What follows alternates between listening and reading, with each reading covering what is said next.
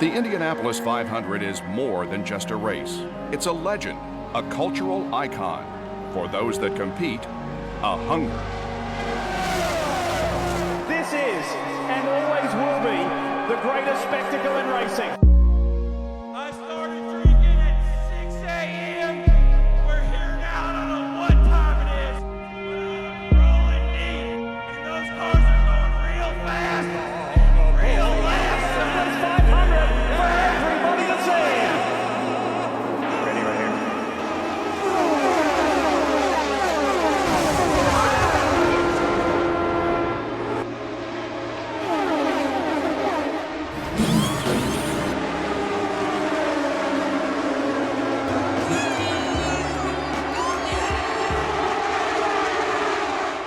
And welcome you back to the Indianapolis 500 podcast, a Borg Warner production. This is your host, Bear-Lents, and we welcome you back to the first day of practice at the Indianapolis Motor Speedway. I know today was very rushed because of the fact that I was not only not paying attention, I had a job interview and some stuff to have dealt with that was job related, and so it's been a very exciting day. Of course, today is the first day of the pole or practice of the Indianapolis 500-mile race. Now, before we get any further with any more of this stuff today with the first practice of the Indianapolis 500, we want to remind you that this year there will be no formal bump day in 2026. And as a result, IndyCar has revised the scheduling for qualifying this week for May 16th and 17th to only focus on the qualifying order, with no drivers facing elimination, marking the first time since after COVID that this rule will include less drama, which is just weird.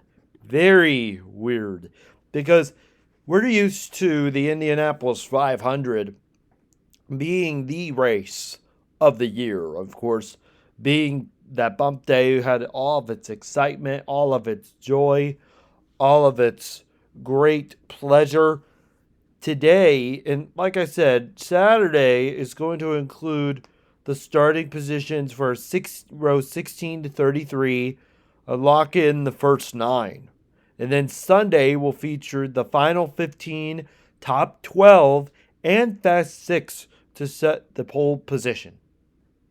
That's weird, especially to somebody. I wasn't aware of this rule well beforehand, and I will say that there has been a lot going on personally, but I will say that's crazy.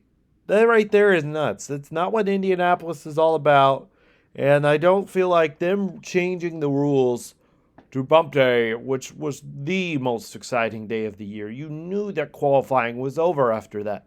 Of course, it's going to add the drama, but I mean, what kind of drama is it going to add? It's just going to be Palou probably taking the position and winning it all if you want it to be that. You don't want to spoil the Indianapolis 500 like March Madness has done in recent years, like they're about to do with the college football playoff, and like they're about to do with other sports leagues across the world. The Indy 500 is cherished for bump day, and that one video that was made by that one NASCAR content creator about bump day is pretty much going to be long and gone at this point, because at this point, nobody, and I mean nobody, is going to be caring about bump day after this year. Hopefully that changes in the near future, but I don't like that personally. It's just a really weird rule that I was not really aware of at the time. Of course, I should have been aware of it because I host an Indianapolis 500 podcast. But again, I only look this stuff up once in a while, and that's on me.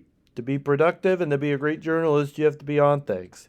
This was not something that I was on, and I am sorry for that. But today was the first day of practice at the Indianapolis Motor Speedway. We have a documentary that also came out, too, about the yellow shirts. It's a very short 3-minute documentary. Wanted to keep it short and sweet this year because that's what a lot of you guys wanted last year, was a lot of shortened content. And so we're going to do that more often than not this year. And the shortened content and the shortened documentaries would be really nice. We're working on the other one that will premiere right before a bump day, not right before a carb day, I meant, where we talk about the most forgotten drivers at the Indianapolis Motor Speedway. And this year, I'm always on it in the month of May. Always on it. But this year, there will be no bump day, and we have a documentary that's out. You can find that anywhere you get your podcasts, Spotify or YouTube. But it'll be all over socials, and it will be all over the place, especially for the greatest spectacle in racing, the Indianapolis 500. And of course, today, as I was mentioning again, today is day one of the Indianapolis 500. And let's just address the elephant in the room here. This was a really just dominating practice by Alex Palou. There's no other way to put it. He is the best driver in the field, and it's not even close. It's not even close. And I have to say, he's one of the best drivers of this modern era. And right now, they even said on Saturday after the race at the Soncio Grand Prix that the Indianapolis Motor Speedway was beginning to see, or that Kyle Kirkwood, and basically Alex Palou isn't leading the standings this year. That's what I'm trying to say. Alex Palou is not leading the standings this year. But don't be shocked if this guy goes back to back. Do not be shocked. Because he is going to be a really big piece. Not only to maybe going back to back. It's possible he'll do it, and it's possible that maybe it could happen again.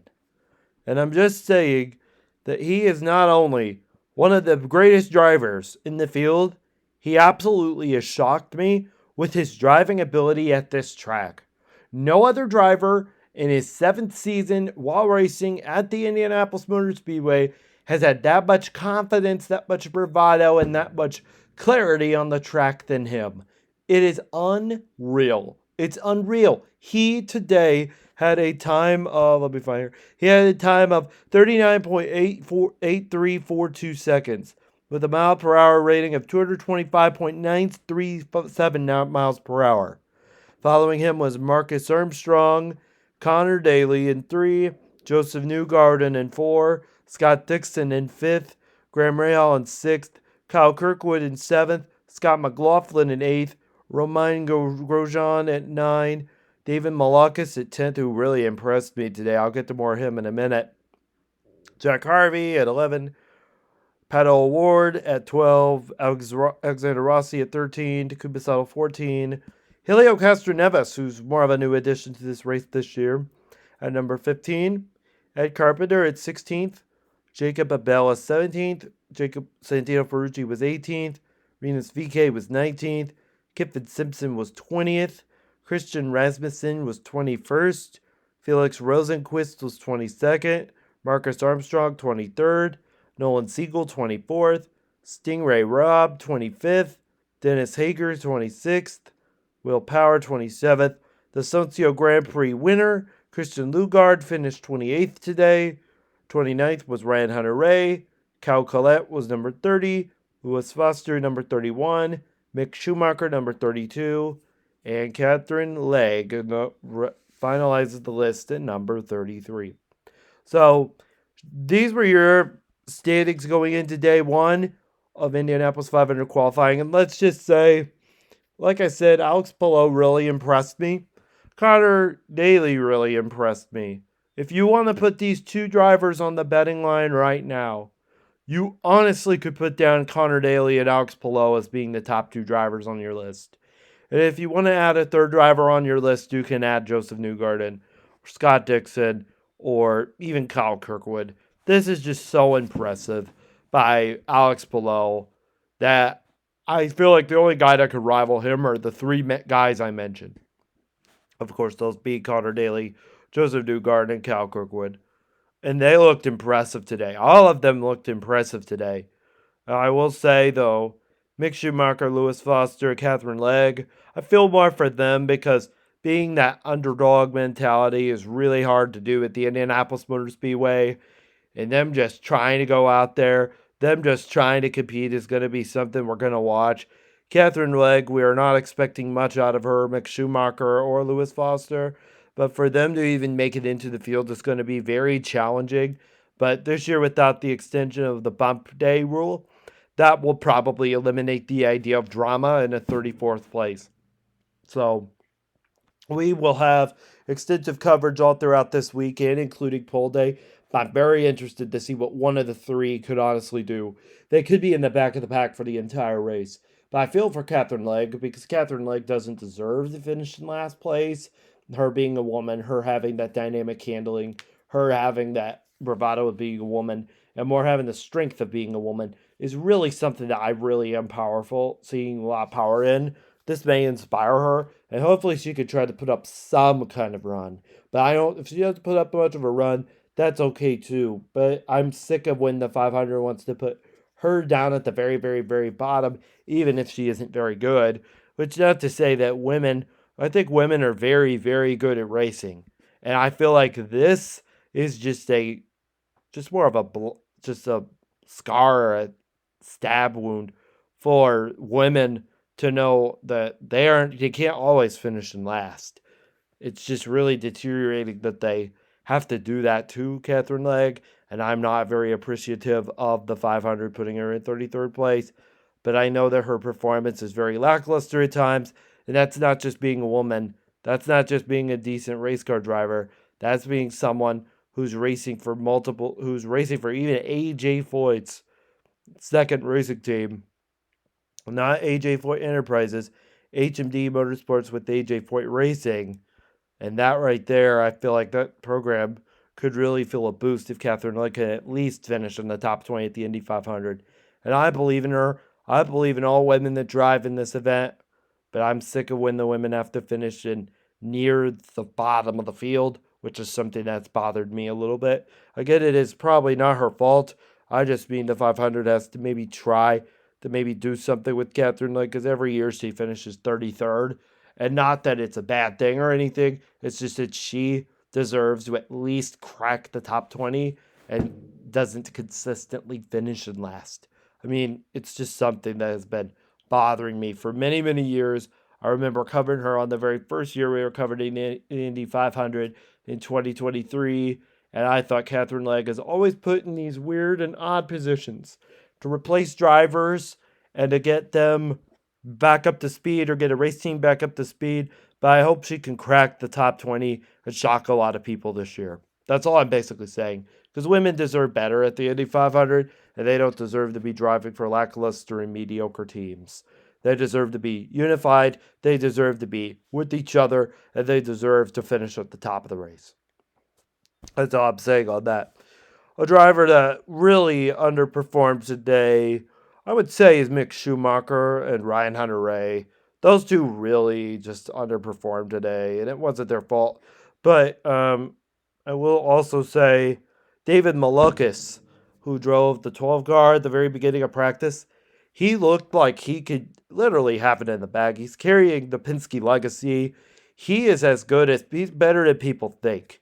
They think he's better than a lot of people think. And we saw that in the Suncio Grand Prix as he finished second in that race. It was nice. It was pretty good that he finished there. But remember, this is his second season, I think, for Penske.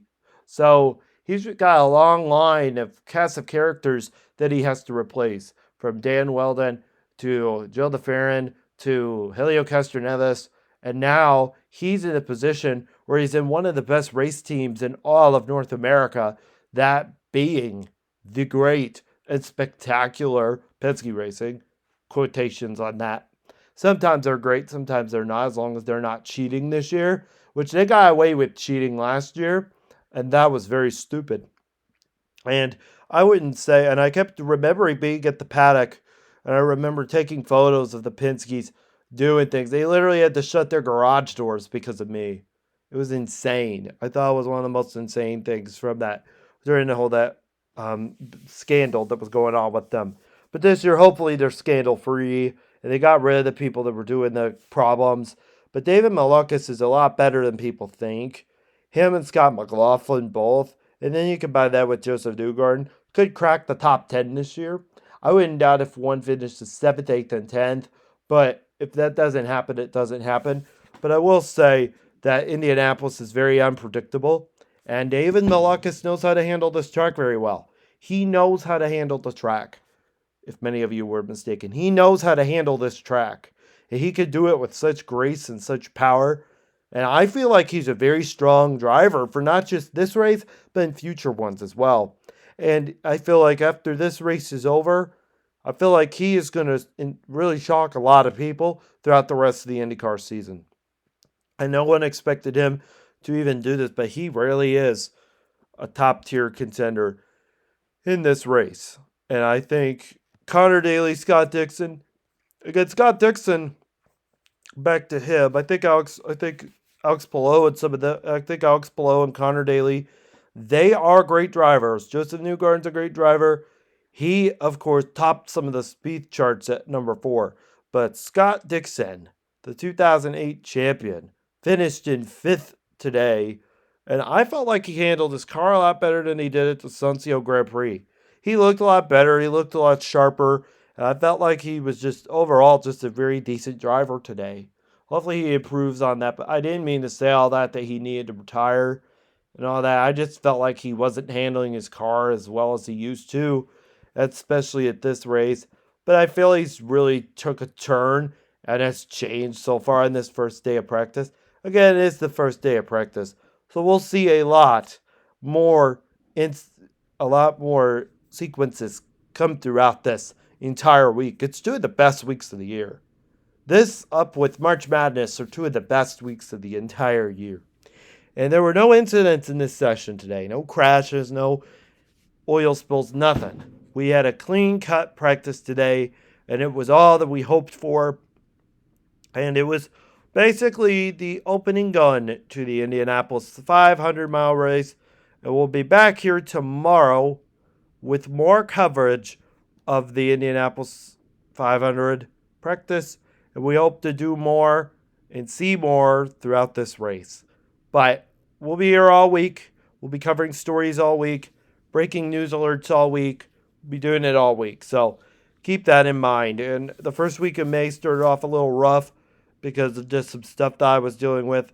But a lot of you guys are not. I hope you guys listen to this podcast after May. I knew a lot of people did last year, and they really, really liked it last year. But let's just say, to wrap this all up for tonight, let's just say this. Alex Palou is a dominant driver. Joseph Newgarden, Scott Dixon, Conor Daly are likely to win this race, and they might be up there at like about plus, probably about minus 500, 700. They're going to be those drivers you see on DraftKings, and you're going to say to yourself, who am I going to bet for first place and who am I going to bet for second place? Those are drivers to consider. The racing was clean. The racing was cool today for the 5-hour session of practicing. And then bump day will be switched this year. And this year they're going under a different qualifying format. And it's going to look so different and completely different this year. It might do a lot of damage, but we might see a better outcome for not just this race, but maybe the future of this entire Indianapolis 500. But I'm not very positive about this bump day. They keep changing things under Penske leadership, which is something I really do not like. And it's really something that's getting on my nerves a little bit. As an old school racing fan of the Indianapolis 500, even last year when I went to the race, I knew a lot of people were not there to watch the race, but they were there to party a lot. And if you want to party a lot, party responsibly this year. We'll get in on that another podcast right before bump day or carb day this year. And we will get more into the betting odds and all that going in this year. Tickets, hotels, that sort of stuff. And get into more coverage of that if you are planning last minute travel. We are expecting to have that come out anywhere between the 15th and the 16th. So be mindful of that. That's a separate episode. Or we might even have it on the 22nd or 23rd, give or take. But I do think around 22nd or 23rd would be better. Maybe even that week or even later this week. We're still deciding on that. Let's just say that. It'll probably be around Friday or Saturday. You'll see it anyway. But I'll keep you guys informed tomorrow about it. But thank you all so much for listening to the Indianapolis 500 podcast. Remember, we have a documentary that's coming out at 11 tonight. It's about the yellow shirts. It's a 3-minute long documentary. Very short description because I could barely find any clips of yellow shirts and what they talk about. And so it's all news clips. So I did the best I could. And because you guys wanted shorter content last year, we're going back and creating more shorter content again this year. And we're hoping to do something a little bit different year after year. And this is something different as we lead up to the greatest spectacle in racing, the Indianapolis 500. It introduced you to one of the greatest tracks in North America. It introduced you to one of the greatest sporting events to be held in the United States. With it being the 110th race, and with it being the 250th anniversary of our great country, expect to maybe see the president at the Indy 500, and expect us to be on your dial every day until the day the Indy 500 is done. Thank you so much, have a great day, and let's go racing.